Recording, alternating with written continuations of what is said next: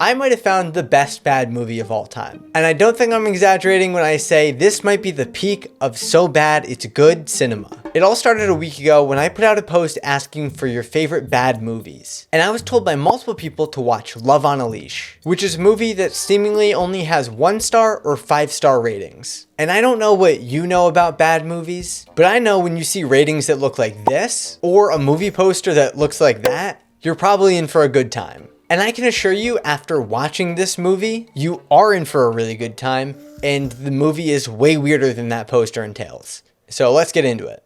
I was really confused at the beginning of this movie because it starts out completely silent, and then, out of nowhere, where are the ladies at? Jump scare of a talking dog. No girls, no fun, man. No girls, no fun. Hey, lay off, man. I'm not gay. That dog is Prince, and he's not like the other dogs. Because he wants to have sex with humans.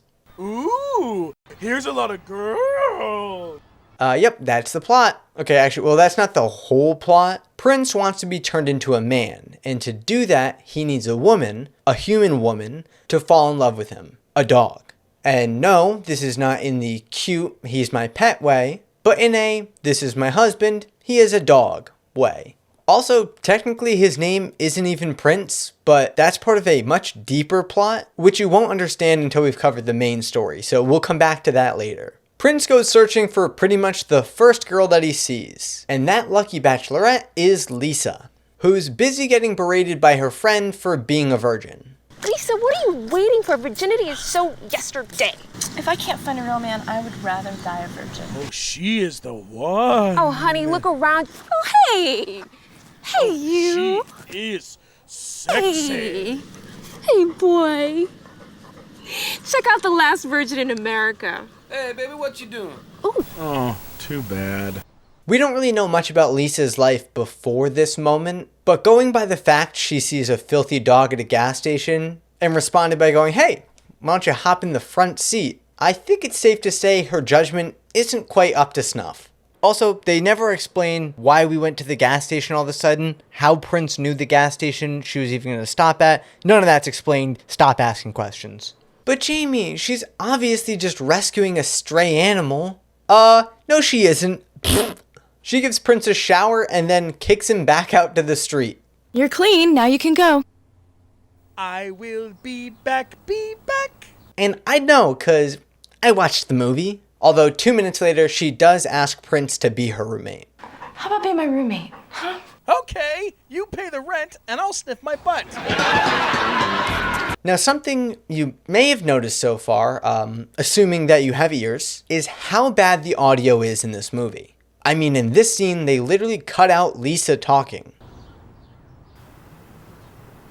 Now, this is by far the worst audio I have ever heard in a movie. I mean, it's the worst out of any of the countless bad movies that I've watched, which is kind of suspicious. I didn't think any of it during the movie, I just assumed it had horrible audio. But then I saw this scene during the credits, and I thought, that looks like a far more legitimate production than I expected. I kind of assumed this was a glorified home movie. But this was at least somewhat of an actual production, with a team working on the sound. And it gets even more confusing when you find out that some of the team that did the audio for this movie worked on movies like Pulp Fiction and Midsummer. So clearly, something's going on here. And finally, as I went to edit this video, I figured it out. When I initially watched this movie, I did it on the world's #1 bad movie streaming app, Tubi.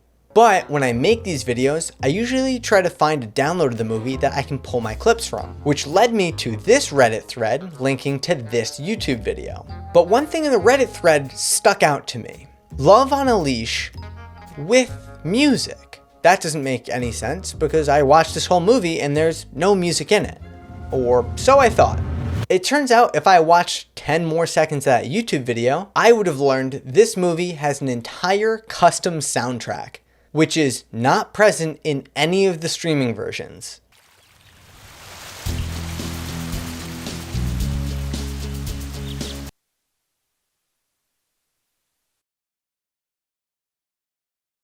I mean, I actually feel a little bad rewatching the intro sequence because how much better it gets by having some music there.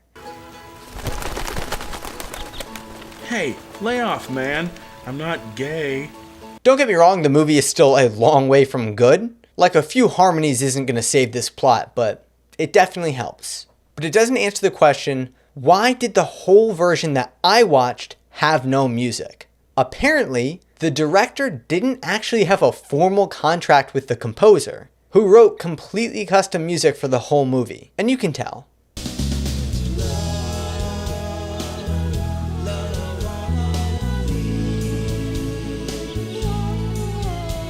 So when he distributed this movie to streaming platforms, he didn't want to get sued, so he just took out all of the music, which is an absolutely insane move, and it's probably the only reason this movie is known about today. So which version of this will I use for the rest of this video? If I had to watch it with no music, so do you. So back to the movie. The backbone of this story revolves around Lisa's dating life. First, she gets asked out by the owner of the store she works at. Lisa,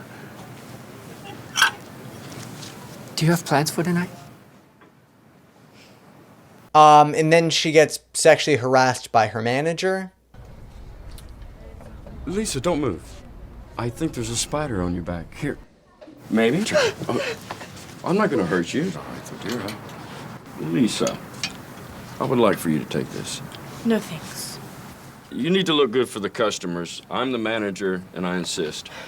Okay. And finally, perved on by a creepy customer. You're Lisa. Yes, I am. Do you need something for your wife? Yeah. Okay, what color and style does she like? Whatever you like. What size? She's exactly your size. Okay, well, thank you, sir. See you soon. See you soon, Lisa. And somehow, 2 of these 3 people managed to land a date with her. I guess you can't fully fault Lisa for this. I mean, she's surrounded by some of the worst influences possible. She's got her best and seemingly only friend, Paula. Hey, baby, what you doing? Her mom's friend, who's a remarkably foreign woman. Hi, Rita. Oh no, you got boyfriend. Middle-aged man come to store today. He say he fell in love with you at first sight and wants to marry you. And her mom, who's pretty disapproving of her dating 2 guys at once. Hello? Hi, honey. Hi, Mom. I hear that you're dating 2 guys at the same time. So what? What I mean is, you should date 4 or 5 guys at the same time, not just 2. Oh, you thought she was going to be upset because Lisa was dating too many guys at once? Well, you probably feel pretty stupid right now. Also, I'm really confused. Is she a villain? Does the mom have like a bomb planted under the city? What is this scene? So she ends up going on dates with the owner of this store and the creepy customer who is perving on her, not the manager who is sexually harassing her. That is a big win for consent, but also a massive L for how low the bar can go. I don't know, I feel like she should have slightly higher standards, but we're also talking about somebody who I know falls in love with a dog, so I don't really know how much I can expect. As we both could have predicted, the date with the perv doesn't go well. And a little salad. Yes, Mom. Lisa, how much do you weigh? My mother was a gynecologist, right, Mother? Of course. But she actually goes on a few dates with the owner, who seems like a pretty cool guy. And then one day, seemingly out of nowhere... Will you marry me? No, don't get me wrong. It would be in name only. Name only? I don't mean to be rude, but I'm not physically attracted to you. No, God, I'm sorry. I'm not attracted to any woman. All my relationships are with men. You're... Yes. I'm gay. Yeah, I was not expecting that. And clearly, neither was she. Hey, why is he gay? Why is Kyle gay? While all this is happening, Prince is just doing, I don't know, dog stuff. Well, that is until he turns into a man. We'll live together forever. Shebang!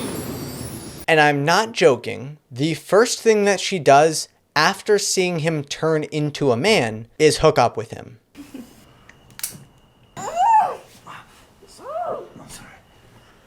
I don't know.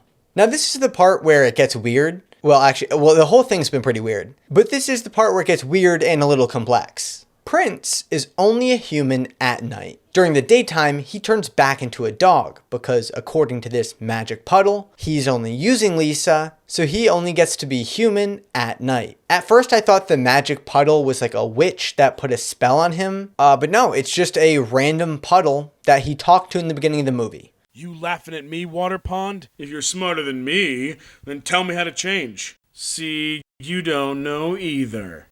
Come back. Also, I feel like this is a good point to mention it. For some reason, they used 2 different actors to play Prince. I'm not talking about the dog, obviously. The human version is some guy I've never heard of before. But instead of using the same actor to do the voiceover, they hire Stephen Kramer Glickman, who you might not recognize the name of, but you probably know him better as Gustavo Rock of Big Time Rush. That's pretty insane. Also, Lisa was in 2 episodes of Gilmore Girls. I don't know. Anyways, at this point, Lisa is just full on dating a guy who's half human, half dog. Also, at one point, she puts a leash on him in this kinky way and...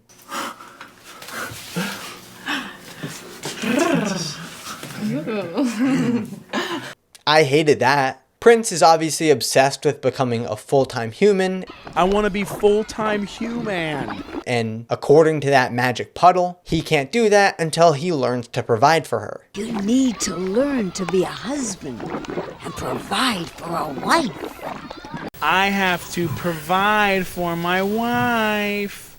Except there's no real good way for him to do that because he's a dog. But then he remembers back to earlier in the movie when they ran into a talent agent who wanted to hire him as a dog, like he didn't know he was human, to do commercials. But they didn't do it because Lisa wasn't on board with the idea. I'm a talent agent, and I think your dog's amazing. Could make a lot of money. I think my secretary will be in touch. Give me a call, okay? She's still not really on board with the idea, so he ends up calling the agent and doing the commercials in secret. But that's a problem because now he has a bunch of money out of nowhere. So pretty reasonably, she assumes he's stealing. Where did the money come from? You didn't steal it, did you? What? But for some reason, he just never corrects her. He just says he's not stealing and leaves it at that. Eventually, she does see him in a TV ad, and they kind of get in another fight, but not really. Lisa, listen to me. Commercials, TV shows, that's all I can do. Besides, it's excellent pay. Whoa!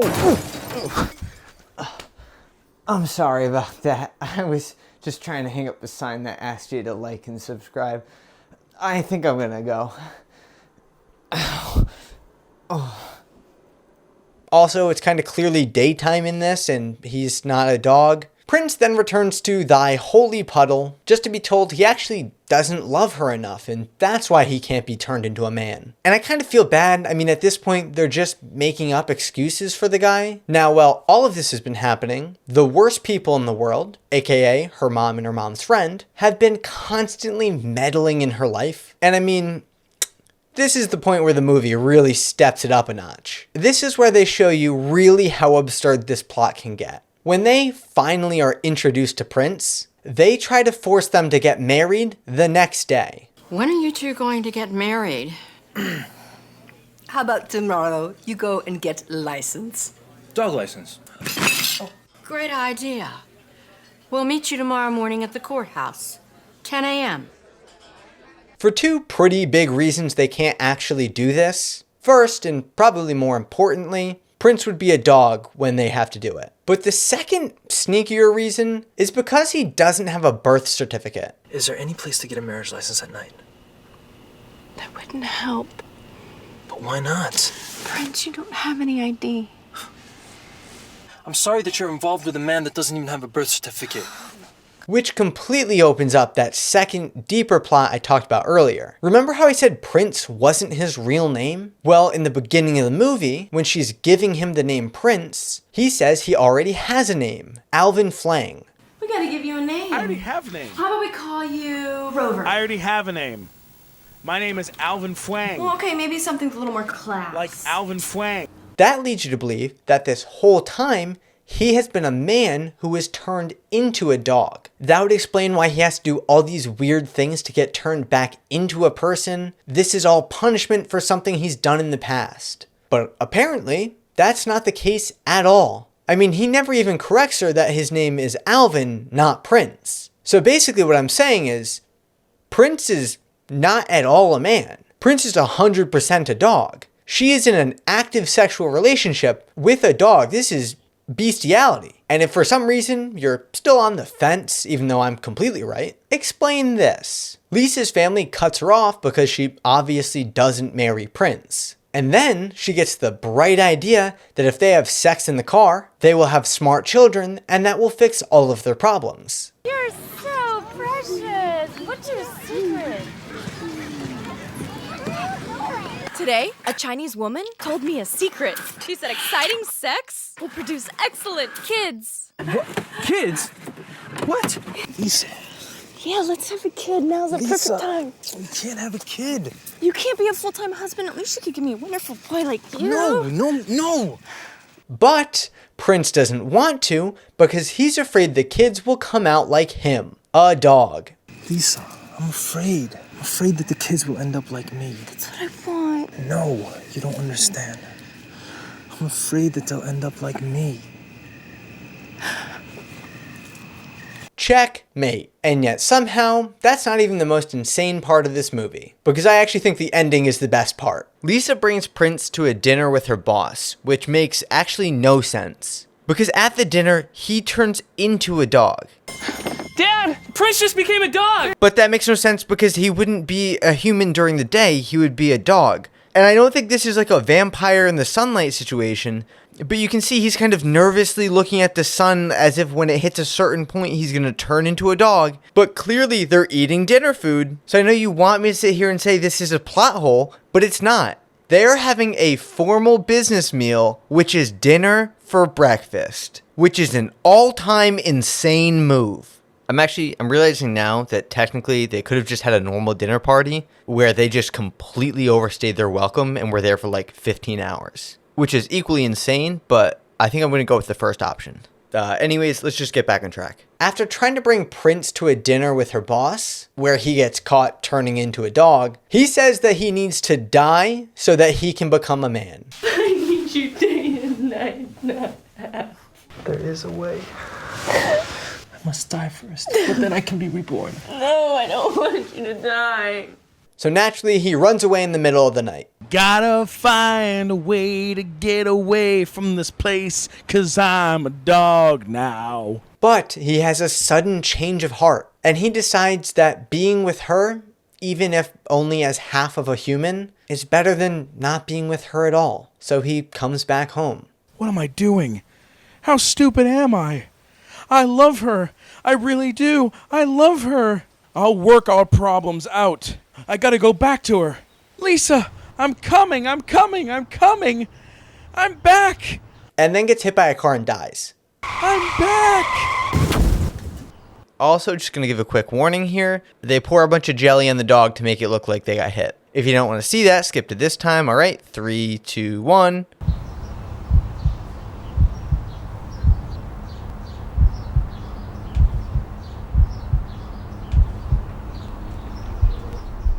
Yeah, that was pretty insane. I feel like that's pretty unnecessary to include, but at least in the credits, it seemed like the dog had a pretty good time. But the universe works in mysterious ways. And between that, the magic puddle, and the power of true love. No, I'm kidding. There's no saving him. Did you see the clip? I mean, that thing smoked him. He's dead. He's very dead. But I don't know. Now, I think the movie should have ended there. But alas, it did not. Years later, when she's an old fart, Prince shows up as a human, something that's never explained. They also don't explain why it took so long for him to show up, but I digress. Lisa? Prince. It's Prince. What took you so long to come? If you like bad movie reviews like this video, then you'll probably enjoy the bad movie reviews that I post over on my Patreon. This month in the Bad Movie Club, we watched Neil Breen's Pass Through, and it made me want to pass away. And if you somehow don't already know who Neil Breen is, then drop what you're doing immediately and go watch my other video about his movie, Fateful Findings. Also, special shout out to these people who suggested that I watch this movie. You're directly responsible for my suffering, and I'll see you in court. Also, go follow me on Instagram because I posted a picture of my cat. Okay, love you too, bye.